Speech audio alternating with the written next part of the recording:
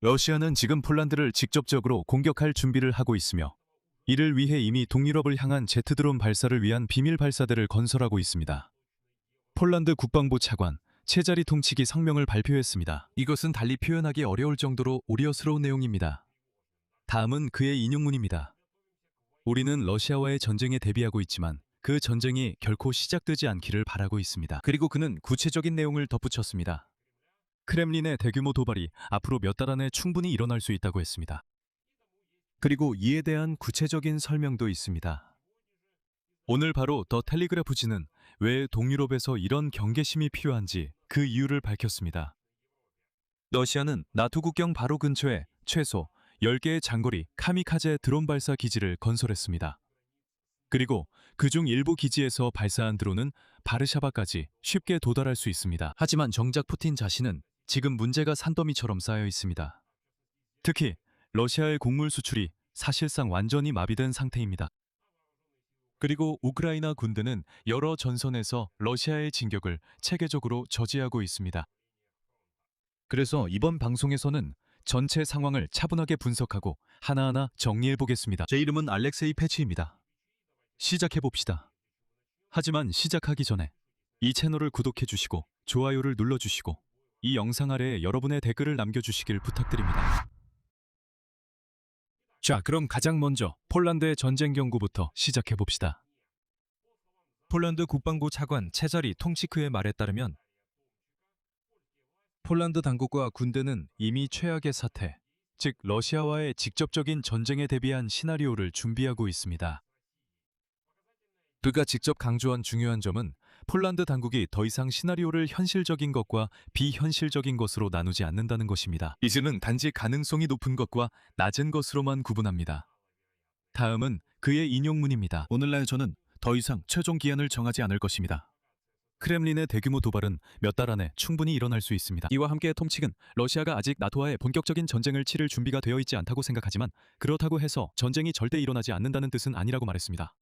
그는 또한 동맹국들에게 자신의 힘을 냉정하게 평가할 것을 촉구했습니다. 인용문입니다. 우크라이나가 러시아를 저지한 것을 우리는 보고 있습니다. 동맹 전체의 잠재력은 말할 것도 없습니다. 우리는 멈춰야 합니다. 자신의 진짜 힘을 인식해야 합니다. 즉, 폴란드에서는 가상의 전쟁이 아니라 충분히 현실적인 전쟁에 대비하라고 촉구하고 있습니다. 전쟁이 일어나지 않더라도 준비가 되어 있는 것이 전쟁이 시작됐을 때 아무도 준비가 안 되어 있는 것보다 낫다는 것입니다. 결국 우리는 유럽이 러시아의 어떤 긴장 고조에도 대응할 수밖에 없는 상황을 보고 있습니다. 그리고 러시아는 나토의 모든 군사 활동을 빌미로 자국 국민들에게 나토가 우리를 공격하려 한다고 이야기할 구실을 얻게 됩니다. 하지만 중요한 것은 나토가 방어 동맹이라는 점을 잊지 않는 것입니다. 설령 그들이 먼저 공격하고 싶어도 그들의 관료 체계상 그런 일이 허용되기까지는 수년이 걸릴 것입니다. 그리고 현재 모든 전략은 방어와 대응 조치에 초점을 맞추고 있습니다. 여기서 다시 말씀드리자면 러시아의 우크라이나 전쟁은 이미 12년 넘게 이어지고 있습니다. 러시아는 그동안 여러 차례 유럽 국가들을 상대로 사이버 공격을 감행해 왔습니다.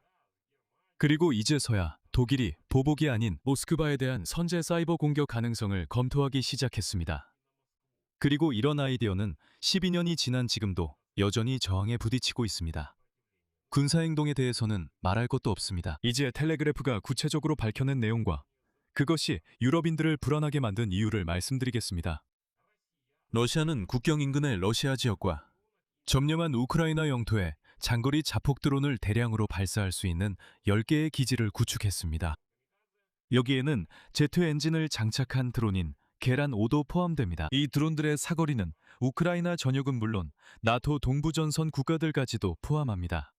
그리고 텔레그래프는 구체적인 시설들을 언급하고 있습니다. 스몰렌스크주의 샤탈로보 비행장, 침불로보 기지, 나블랴 기지, 그리고 브리안스크주의 오소비차 기지가 그것입니다. 보네츠크 공항. 계속해서 해당 지역에 대한 이야기가 이어집니다. 크라스노다르 지방의 프리모르스코 아흐타르스크 기지, 그리고 점령된 크림반도의 카차 비행장과 차우다 고지입니다. 이 시설들에는 최소 59개의 발사 유도 레일 트랙이 설치되어 있어 항공기형 드론이 이륙할 수 있습니다. 또한 이러한 기체 1000대를 보관할 수 있는 창고가 있고 여러 주요 지점에는 추가 발사대가 현재 건설되고 있습니다. 그리고 드론 관련 위협 분석을 전문으로 하는 드론 세계 최고 경영자 마이크 모닉 씨는 다음과 같이 밝혔습니다. 크렘린은 우크라이나를 공격하고 나토 국가를 이와 같은 공격의 위협 아래 두기 위해 무인기 네트워크를 대폭 확장했습니다. 드론 세계 분석에 따르면 최근 설치된 약 20개의 발사대가 길이가 늘어났다고 합니다. 이는 장거리 타격용 무인기를 발사할 수 있는 능력을 갖췄다는 것을 의미합니다. 이 무인기는 바르샤바뿐만 아니라 루마니아, 불가리아, 그리스, 터키, 발트 3국, 핀란드까지 도달할 수 있습니다. 그리고 나토 공식 대변인은 언론에 동맹 영토 한치도 지킬 준비가 되어 있으며 무인기를 포함한 위협 억제를 위해 대비 태세를 계속 강화할 것이라고 밝혔습니다. 이와 함께 텔레그래프는 유럽과 미국 정보기관 관계자들이 이전에도 여러 차례 모스크바가 폴란드 영토에서 무력 도발을 재개할 가능성에 대해 경고해왔다고 상기시켰습니다. 발트해 지역의 중요 인프라 시설에 대한 미사일 또는 드론 공격에 대해서도 마찬가지입니다. 또한 가짜 우크라이나 드론을 이용한 거짓 깃발 작전과 같은 도발에 대해서도 마찬가지입니다. 즉, 우리가 이전 방송에서 이미 위험성에 대해 언급했던 바로 그 방식입니다. 유럽인들에게 더 큰 우려를 불러일으키는 구체적인 시기적 기준도 있습니다. 뉴욕타임즈가 소식통을 인용해 보도한 바에 따르면 블라디미르 푸틴은 최소한 2027년 가을까지 돈바스 지역을 완전히 장악할 것으로 기대하고 있습니다. 러시아인들이 이 시한까지 이를 달성하지 못한다면 협상 가능성이 높아질 것이며 이에 대한 핵심 결정들은 미리 내려져야 합니다. 그리고 뉴욕타임즈는 서방 관리들과 분석가들의 기대도 전하고 있습니다. 러시아는 겨울의 전쟁을 더욱 격화시킬 것입니다. 우크라이나의 민간 인프라와 민간인을 겨냥할 것입니다. 그리고 여기서 폴란드의 경고와 직접적으로 연결됩니다.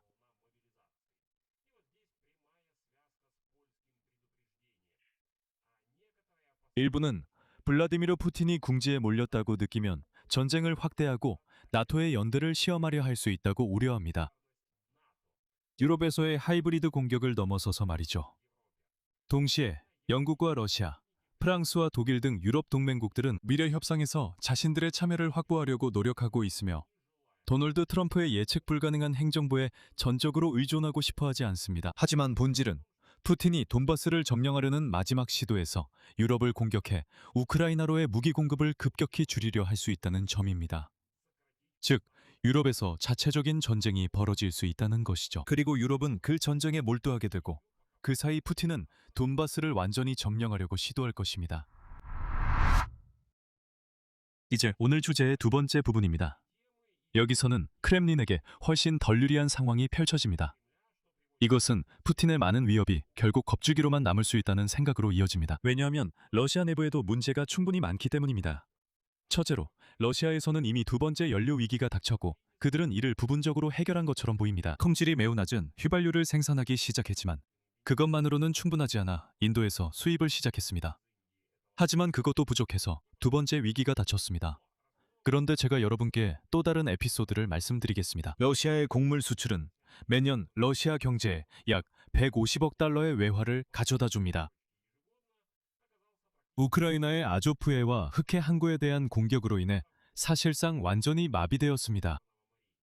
지난주 드론 공격 이후 노보로시스크 항구의 3개 곡물 터미널이 모두 멈췄으며 이 터미널들을 통해 합쳐 약 2,500만 톤의 곡물이 수출되고 있었습니다. 7월 말에는 타마니의 터미널이 중단되었고 그 몇 주 전에는 당국이 케르치 해협을 통한 선박 운항을 중단시켰습니다. 그 결과 아조프해의 항구들이 봉쇄되었습니다. 이 항구들을 통해 러시아는 약 40%의 곡물을 수출해 왔습니다. 그리고 현재 아조프 흑해 유역을 통한 러시아의 곡물 수출이 사실상 전면 중단된 상태입니다. 운영 중인 항구는 단 하나, 투합세 항구만 남아 있습니다. 이 항구는 깊은 바다 항구 중에서 가장 작은 곳입니다. 규모를 비교해보면 지난 시즌 아조프, 흑해 분지의 항구들은 러시아에서 선적된 모든 곡물 해상 운송의 88%를 차지했습니다. 즉, 4,600만 톤 이상이었습니다. 그런데 지금은 모든 것이 멈췄습니다. 그리고 아시다시피 저는 러시아 전문가들의 인용문을 거의 사용하지 않지만 오늘은 예외입니다. 러시아 곡물연합 회장인 아르카디 지로체프스키는 오늘 2026년에 좋은 수확이 예상되며 이는 거의 1억 4천만 톤에 달한다고 밝혔습니다. 할 곳이 전혀 없습니다. 다음은 그의 인용문입니다. 창고는 매일 채워지고 있지만 수요는 완전히 멈췄습니다. 수출업자들은 사실상 우리 곡물을 거의 사지 않고 있습니다. 국내 곡물 가격이 폭락하고 있습니다. 4등급 밀 1톤당 가격. 이 작년에는 1만 5천 루블이었지만 지금은 1만 2천 루블입니다. 이건 재앙적인 수준입니다. 엄청난 손실입니다. 그리고 마지막으로 그는 아주 아무런 전망을 내놓았습니다. 러시아 연방의 많은 농민들이 이번 시즌을 그냥 버티지 못할 것이라고 했습니다. 그리고 전선 상황에 대해 말씀드리겠습니다. 전쟁연구소의 최신 보고서에 따르면 러시아군은 8월 15일과 16일에 수미 지역 북부에서 계속해서 공세작전을 펼쳤습니다. 하지만 확인된 진전을 이루지는 못했습니다. 적군은 1명에서 3명 정도의 소규모 보병 부대를 이용해 우크라이나 진지 사이로 침투하고 있습니다. 우크라이나 진지 사이로 침투하며 지속적인 손실에도 불구하고 2m가 넘는 높은 장애물에도 그들의 움직임은 결국 저지되었습니다.